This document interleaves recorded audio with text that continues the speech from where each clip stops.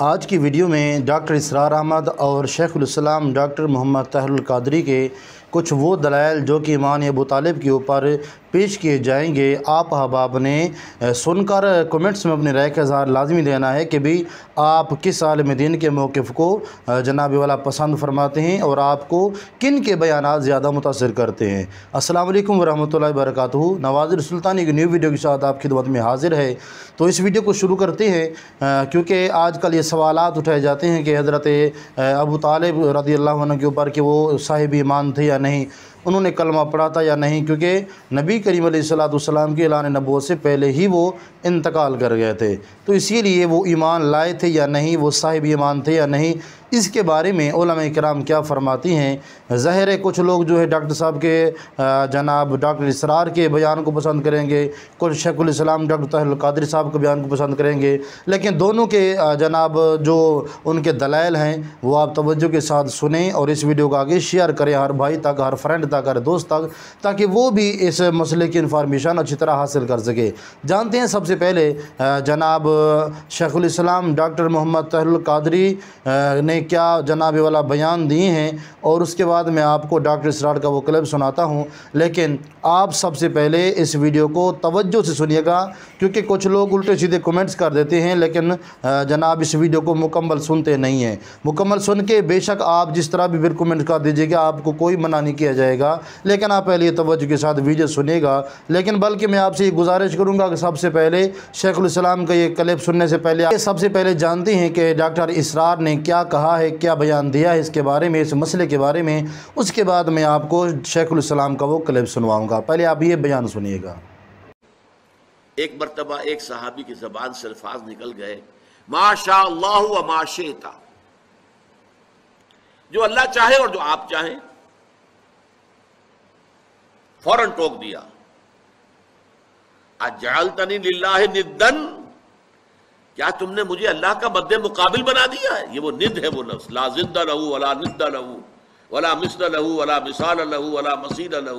آپ جمعوں کے خطبوں میں یہ سنتے ہوں گے تکرار کے ساتھ الفاظ ضد، مد مقابل۔ ضد وہ ہے مد مقابل جو سامنے آ کر چیلنج کر سکے آپ کو، وہ ضد ہے، ند۔ تو اجعلتنی للہ ندن، تم نے مجھے اللہ کا ند بنا دیا، مد مقابل بنا دیا۔ مشیت صرف اللہ کی ہے، وہ جو چاہتا ہے ہوتا ہے۔ میری مشیت، اگر میری مشیت سے کچھ ہو سکتا تو ابو طالب ایمان لائے بغیر دنیا سے کبھی نہ جاتے۔ کتنی محبت تھی حضور کو اپنے چچا سے، کتنے احسانات تھے ابو طالب کے حضور کی گردن پر۔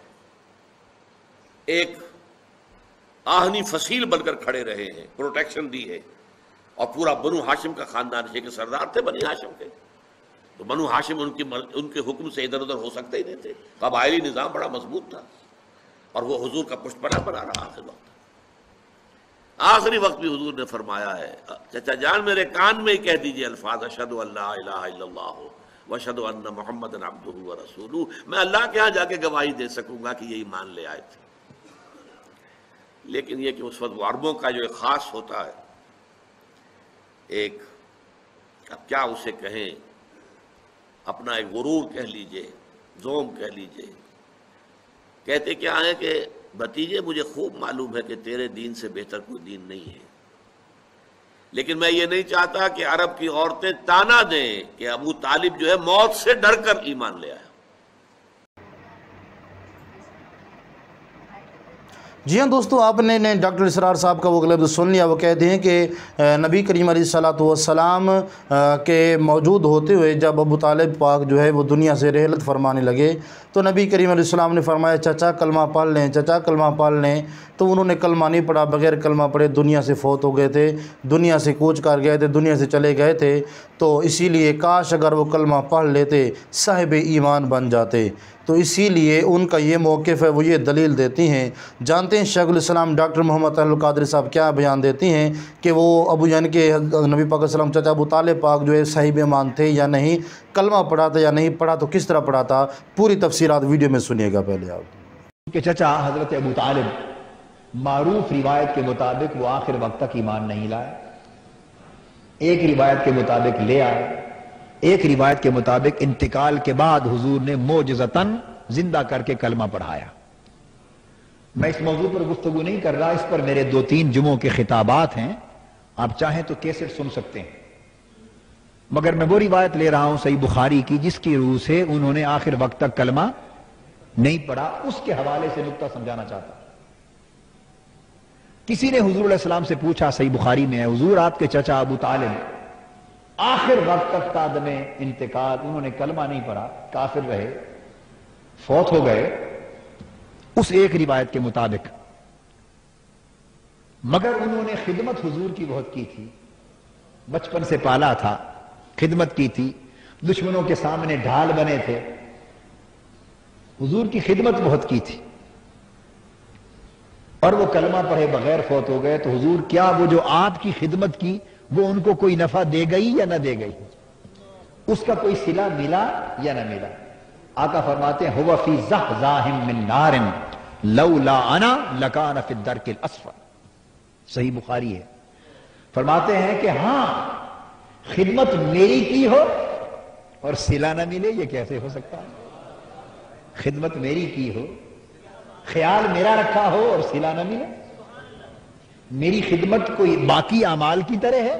ارے سارے اعمال صالحہ، حتیٰ کہ میرے عقیدے کے مطابق نماز، روزہ، حج، زکوٰۃ، صدقہ، خیرات، زندگی کے سارے اعمال صالحہ، ان کا انبار اور ذخیرہ ایک طرف، اور ادب و محبت و خدمت مصطفیٰ ایک طرف، حضور کی خدمت ایک طرف، حضور کی محبت اور ادب میں سرزد ہونے والا عمل ایک طرف، سارے اعمال کے ذخیرے مل کر خدمت رسول کے عمل کے برابر ذرہ بھی نہیں بن سکتے، ذرہ بھی نہیں بن سکتے۔ فرمایا کہ خدمت میری کی ہو اور صلہ نہ ملے؟ فرمایا وہ جہنم کے کنارے پر ہیں، وہ جو تپش ہے آگ کی ان کے گھٹنوں تک، ٹخنوں تک جاتی ہے، اور جسم سلامت رہتا ہے۔ خدا کی قسم اگر میری ذات نہ ہوتی اور میری خدمت نہ کی ہوتی تو وہ دوزخ کے انتہائی نچلے گڑھے میں جل رہے ہوتے۔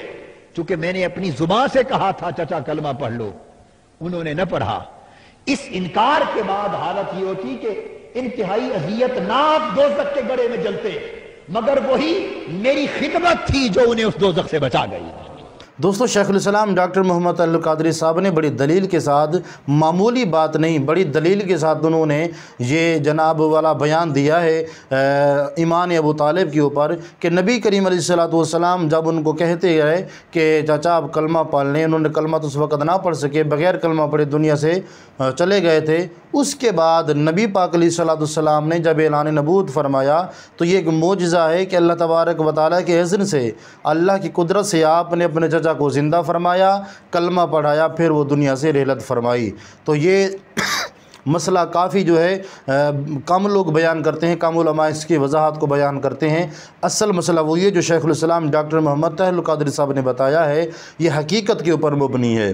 اب مسئلے کی وضاحت آپ کو سمجھ آ گئی، اب آپ کی مرضی ہے، جیسے بھی کومنٹس کریں، ہم قبول ہے۔ تو یہ ویڈیو کو شیئر کیجئے گا اپنے ہر دوست تک تاکہ وہ بھی اس مسئلے کی انفارمیشن ضرور حاصل کر سکیں۔ ملتے ہیں نیو ویڈیو میں۔ السلام علیکم ورحمۃ اللہ وبرکاتہ۔